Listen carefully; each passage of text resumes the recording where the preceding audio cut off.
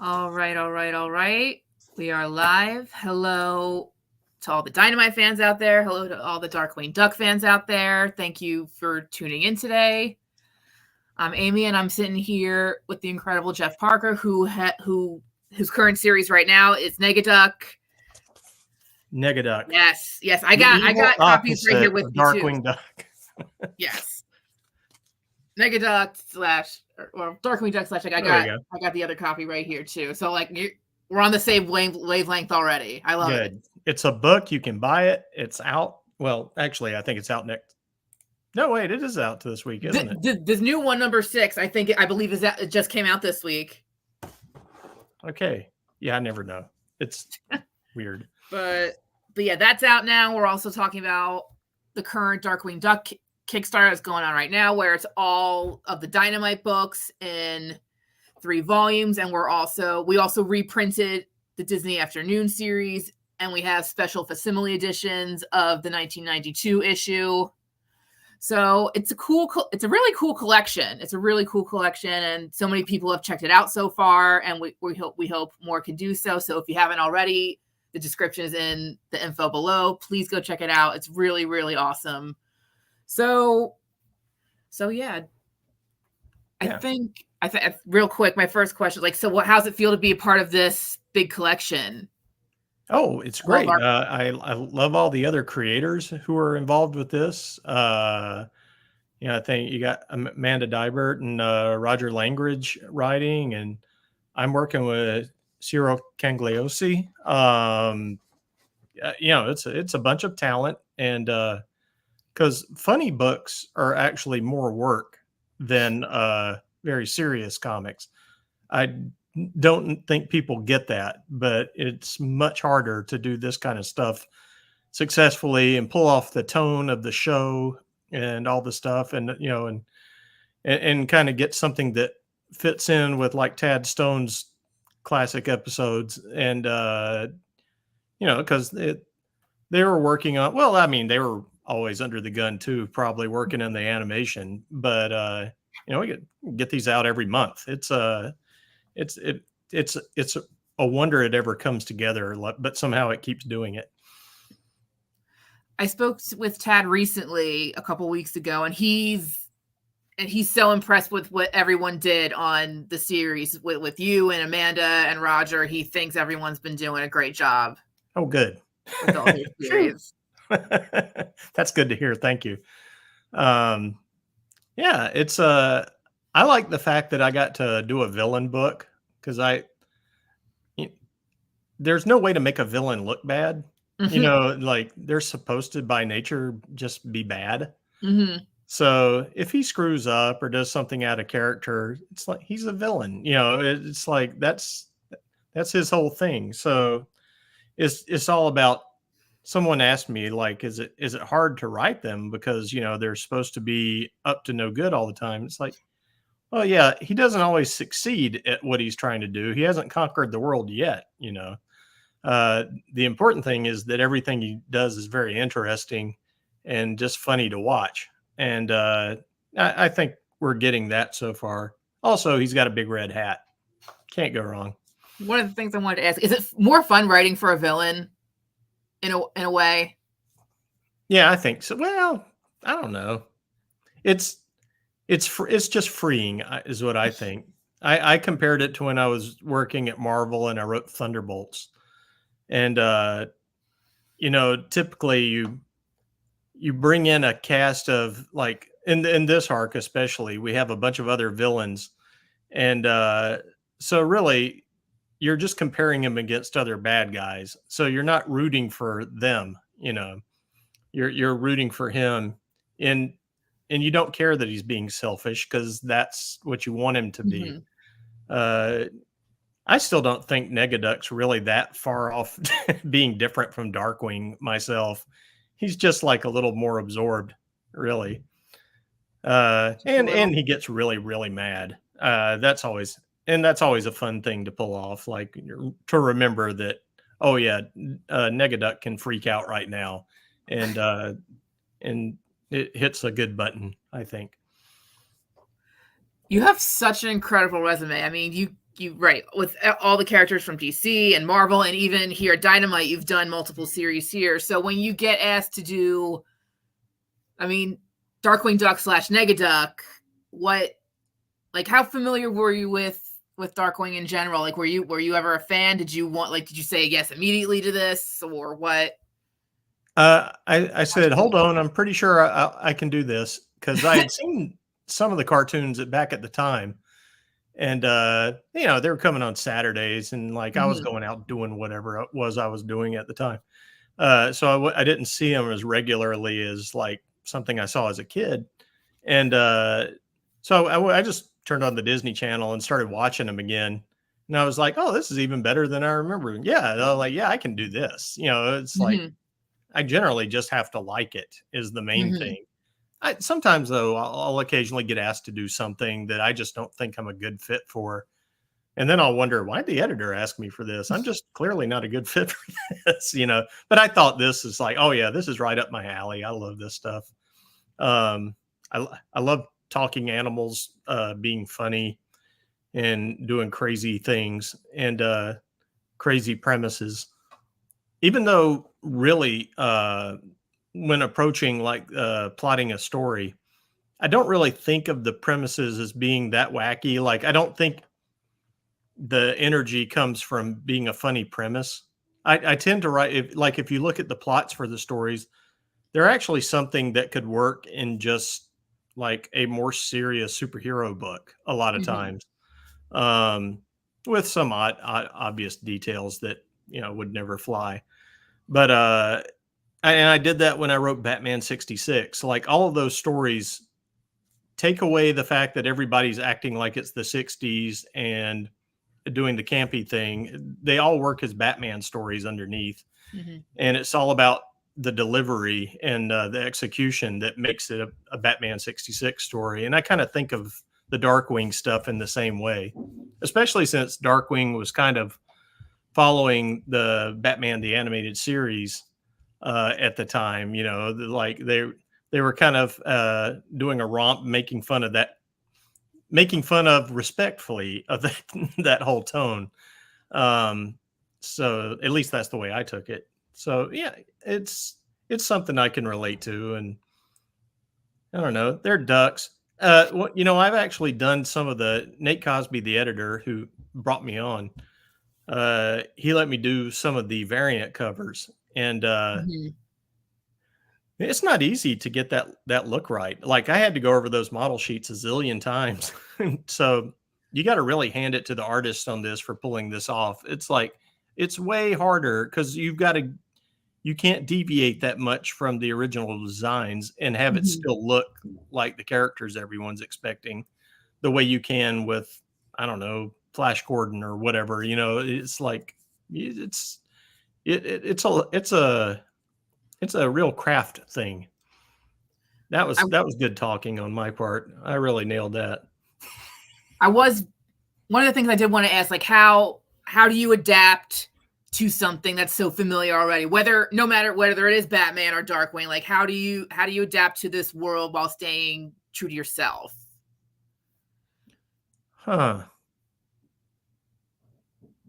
I tend to have to just sit around imagining scenarios in my head. And sometimes I'll write out a lot of stuff that never ends up in the books.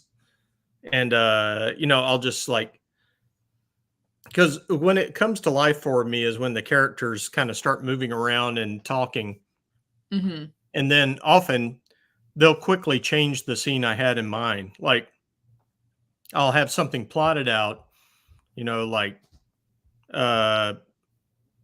Darkwing's gonna about to pull off a big crime, and then he sees another villain is already doing it, and then I think suddenly it occurs to me the reaction he might have instead of whatever I wrote down, and then it's like, oh no, this is better, and I'll start changing the scene because you want the characters to determine how they do things. You don't want them pushed around like chess pieces on a board. You want them to shape the story. And I did that, especially when you get towards the end of the arc that we're in.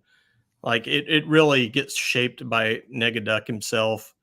in a way that he would solve it. And, you can't just swap out another character. That's the main thing. You shouldn't be able to swap out another character and drop in Mm-hmm. some other hero or villain. Like, it should only be something that only works with those characters you're working with. And in this, I really, as opposed to the first arc where I used a lot of the characters that were in the cartoon, this is all a bunch of new made up characters. So you can't really say I get any of them wrong because you don't know what they're supposed to be like. And that kind of helps. Then I only have to focus on getting Negaduck right. Were you ever a fan of the stuff that that the show parodies because it goes back to all the old school pulpy heroes? Like, were you ever a fan of those Oh yeah, shows? I watched that stuff constantly as a kid. Like, so when I was going back rewatching it, here is a grown person, sort of. I was like, oh, I don't know if I even realized they were riffing on all these various Looney Tunes and things that, and then I was like delighted, like, oh good, I should bring some of that stuff in because it completely works in here. Yeah, it's one of those things that doesn't depend on you having a knowledge of that history of animation, but if you do, you get a kind of extra laugh out of it, I think. When you looked at the show again, like, did you do a bunch of research before coming into this series to refresh yourself for what? Well, I did have to read up and ask a bunch of questions about, you know, what counts and what I don't like getting too wound up about continuity Mhm. because I just don't think it's that important. But there were some cases, like especially Negaduck himself, like, or it's like, okay, are we going with the notion that he's from another dimension, or that he's created by an accident, or that he's actually an actor? It's like everybody's, and the show liked messing with the origins. They didn't want you to get too comfortable with any continuity. They were happy to just change it on you, and I kind of appreciated that. So, but I still had to ask everybody because Mhm. that sort of thing is always decided and in place. And if I go off on some direction and build a whole structure on it, I could waste a lot of time and and then have to rewrite everything. I guess everyone can pick which origin they like better, kind of like the Joker. Like, it's like there's no right or wrong answer. It's multiple choice, and you can just go with your favorite. Yeah, really, yeah, that's the way I wish people would do that. That's the way canon, as they say, it should work. It's like build your own canon. If you don't like the thing that some writer introduced, just put it out of your head. Stick with the one you did like. Then Mhm. I always do that, and that's how I keep enjoying a character. I don't let a character get ruined for me if somebody does something with them that I disagreed with. I just ignore it. Just ignore me is what I'm saying. But I hope you don't. I hope you like what I did. I every time like the Darkwing books come in, I always look forward to it because they're genuinely fun books I Hmm. think for anyone to read, and especially if you were a fan of the show growing up. And I think if Negaduck was your favorite villain, then this is necessarily the series to read where he gets to be the star and be full on villain. And especially with the last issue that just came out, I are we allowed to get into the story a little bit, or do you think? I think so. I, I mean, it's out now. I think Yeah. because like he looks like he's going to be the head of all these really new villains with Hmm. this whole secret evil society. Yeah.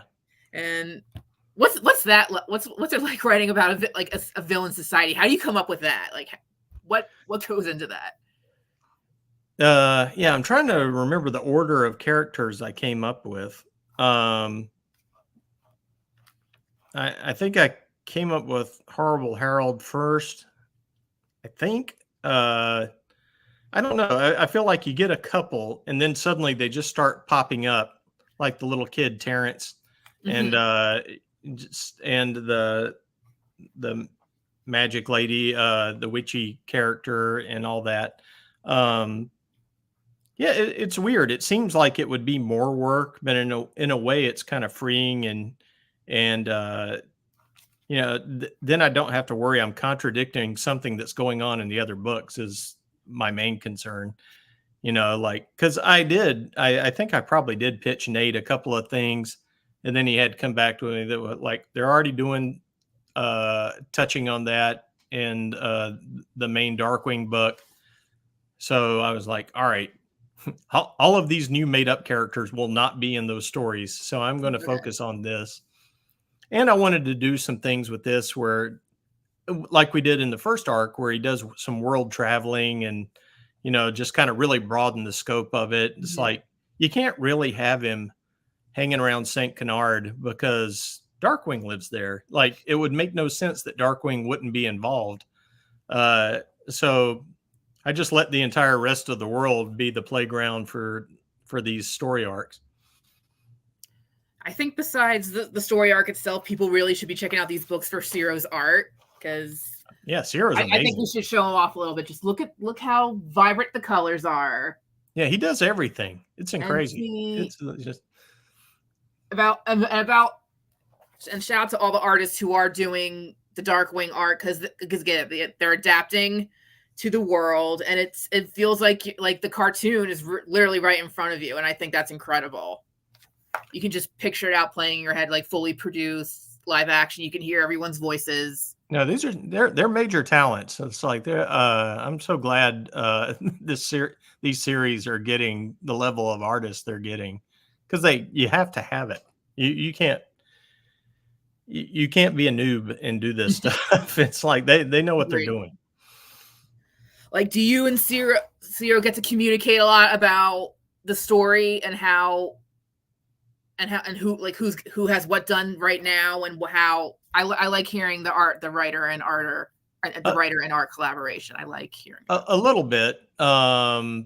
It's not as much as I would like. I love when I can like really just go back and forth with the artist a lot, that.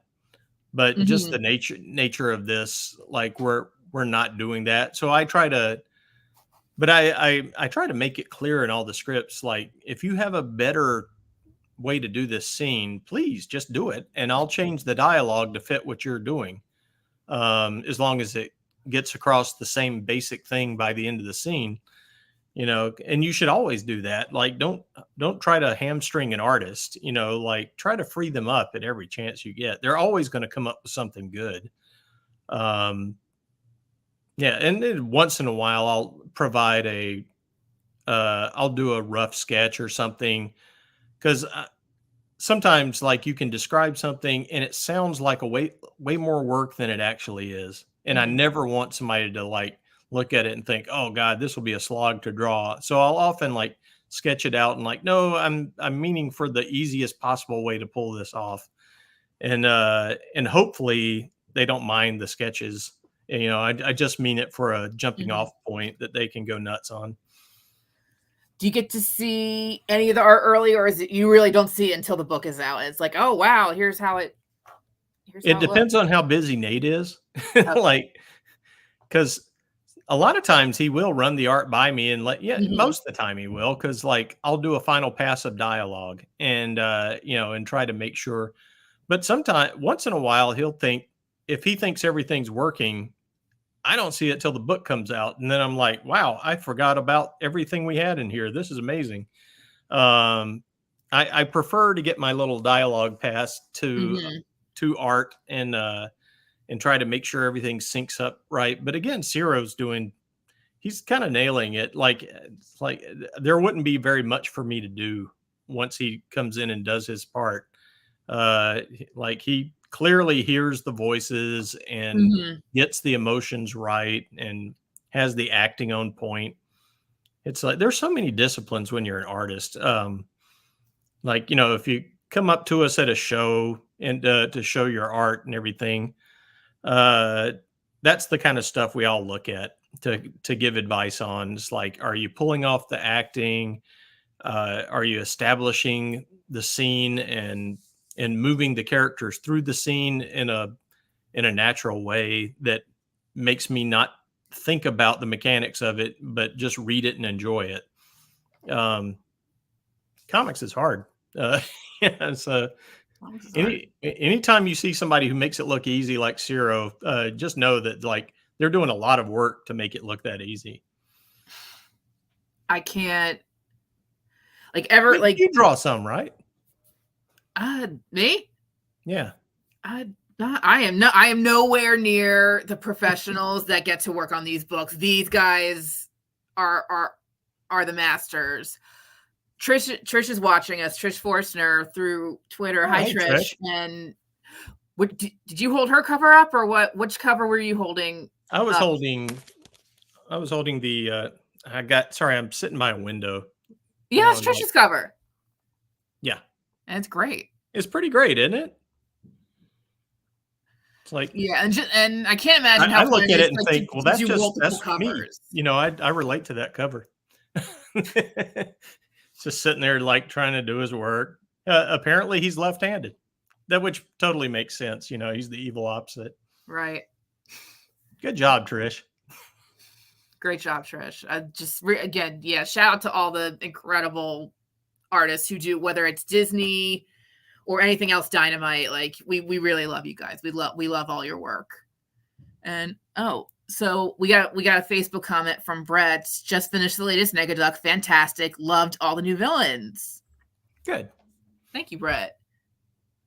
I'm just happy to hear that people also are loving the series. I love hearing the feedback. Like, oh no, I love feedback. You know what? It's funny. I don't hear as much stuff online, but when I go to a show, then people start coming up. Like, also, like I remember when we started the series, and I had just gotten the book right before a big show here in Portland, Oregon, where I live, and people slammed on brakes when they saw Negaduck. Even though they thought it was Darkwing because they look alike. They're like, hey, and then they come right over, and it's like everybody has a good memory to associate with the cartoon. Then they come over and check it out. And the nice thing is, it's something I can freely give to little kids. I don't have to worry about, like, is there too much violence or is it too saucy or anything like that. It's like, if it is, we've buried that so much in there, you wouldn't get in trouble. Do you like writing for a more specific audience, like a more general or more niche? Where you come? It depends on the subject matter. I love writing all ages stuff because in movies that's what most people see. They'll watch Pixar and things like that, and that covers decades of difference in age, and it's I don't know. I feel like it's something comics should have more of. We too often probably focus on or they'll think like it's a comic that's kid friendly, and then they'll just narrowly focus it on kids, and there's no reason to do that. It's like there's no reason adults shouldn't be enjoying this as well. Or if they go the other way, like this is for college age, blah blah blah, and it's like, you can do that, and some things it works probably best, but I don't know. I like when they expand the scope just a bit and let more people in. But again, it depends on the subject matter. Like this should be all ages, and I mean all, like from very old to very young. And little kids, if they don't necessarily get all the jokes or references, they don't care because they're still having a good time, and there's plenty of context in there from the visuals to get them through. And like you were saying, like there's some cool old jokes buried in there, usually in the cartoons, and people who watched cartoons decades ago will recognize them and get what we're riffing on. So yeah, I didn't really answer that, but I took up some time, and that was important. You got some big fans watching. We got Horowitz Scholze saying Jeff's the man. King's Watch and Batman 66 were incredible. Oh, thanks for that. Thanks for calling out King's Watch. I loved working on that with Mark Laming. That was amazing. I did want to say, anyone who wants to ask Jeff anything, now's a good time, because I think I this really is a great time. We got a few minutes left. Yeah, we got a few minutes left because I think I really only have one more question for you. You like the Darkwing fandom in particular, like how's the response been from them? Have you Again, for whatever reason, I only kind of hear from them at shows, mm-hmm. and they seem pretty positive. I think they're generally just happy when someone like is really having a good time with the characters they like. They can tell it's not just a job, or it's not drudgery. It's something I'm into, and Ciro's clearly into. So yeah, I think that always comes through, and hopefully they're liking it. I don't look too much at fan talk Mm-hmm. because you, and I don't mean this in an insulting way. You don't want to get into fan service, as people refer to it in the negative Mm-hmm. way. In some ways, it's completely fan service, of course, but if you get too much into people's, you can read it and then forget what you read later, and then think you're thinking of somebody else's dream scenario, and it's better to not read too much of it, or you will do that. The main thing I do is look at the cartoons to make sure I'm not just repeating something I watched. Um, that's always a hazard because you take in so much of this material, and something that you like can just bubble back up to the surface, and you think I'm a genius, blah blah blah, and then you find out no, that was straight from the cartoons. I just ripped them off. So I somehow try to distance myself to get into a fresh state when I'm working on this. I hope it's working for the fans though. I do think about the series and the whole Kickstarter in general. I think it's not just for the diehard fans. I think it's a great way to introduce new fans, to get new fans into this world. Like just it's just something as simple as a comic book can just open so many doors for just one person. Just whether it's they like you get into a new show or get into art or writing, it's an incredible gateway. Oh yeah, like and it's cool that comics can give something a life when people have been sitting around waiting on it, like for this. So people are happy to see it back, and there's stories like Dynamite's done with Thundercats with Declan and Drew working on it. Like that had a big following who hasn't had anything to read or see for years, and now it's back, and they're turning out for it, which is exciting to see. And I'm same thing with Darkwing. I'm really glad to see that people like don't feel like it's lost to time, that it's like it's continuing on.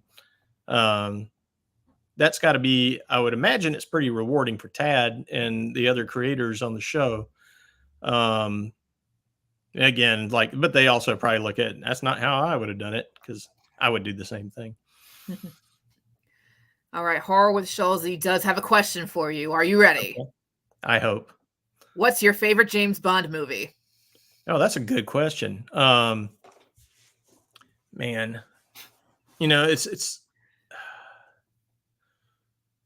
it actually kind of changes depending on the mood I'm in. But one of the ones that always sticks in my head is From Russia with Love. And I think it's because I love Robert Shaw, who everybody knows is Quint from Jaws. And to me, that movie works so well because when the train fight with Red and Bond or whatever is one of the most realistic fights still in movies. And it's like and you don't usually see that back in the 60s either. Usually you see a very choreographed thing or whatever. They look like they're really going at it. And it really worked. And it's because of Robert Shaw. I think actually Sean Connery was kind of mad at the end of that because he got a bit beat up. But man, it's such a good movie, and it really gets the whole feel of the books. I feel like, but again, of course, I was blown away when Casino Royale, the Daniel Craig version, came out. And I hope, I assume he's read the James Bond origin series that we did with Dynamite a few years ago, and I would like to revisit because that follows the James Bond of the books as he started out in World War II as a young guy before he is a double agent and the whole organization even exists. Thanks for asking me about James Bond. I love talking about Bond. I was just thinking of Bond this morning because I was reading about the fact that like that Russian satellite that fell apart and smacked all over the space station, and they told the astronauts in there to take cover. And I'm like, how do you take cover in a space station? It's pretty much just going to hit you. You have nowhere else to go. It's not like they can jump off behind an asteroid or something. They just have to hope it doesn't hit anything too critical. And I was thinking of You Only Live Twice, that Spectre kind of rocket eating rocket that is flying around like stealing other spacecraft out of the sky and bringing it back down. I was like, oh yeah, we need something like that. That would be the perfect thing to do with these. Maybe we should do a Negaduck Bond sort of thing too. That would work pretty well. I think it's a great idea. Yeah. Thanks for the next story. I appreciate that. All right. So I like I said, that those were all the questions I had. Thank you guys for putting in your own questions. Thank you to everyone for watching today. And thank you, Jeff, again for doing this today. I know I think both of us have crazy schedules going on with this Kickstarter, but we were able to make this work. So thank you. Yeah, I'm glad the Kickstarter looks like it's doing really well. I hope more people jump on it. Me too. So yeah, if no one's checked out the Kickstarter yet, the link is below. But everyone who's participated so far, thank you so much. Thank you for watching. Just thank you to everybody. I'm just grateful that we can share all these things together. We can talk. We can enjoy comics. I'm glad we can do this all together. Yeah, we did it. We did it. We did it. All right. Thank you again, Jeff. Thank you to everyone for watching. I hope everyone has a great day. And until next time. Next time, whenever that may be. All right. Bye, everybody.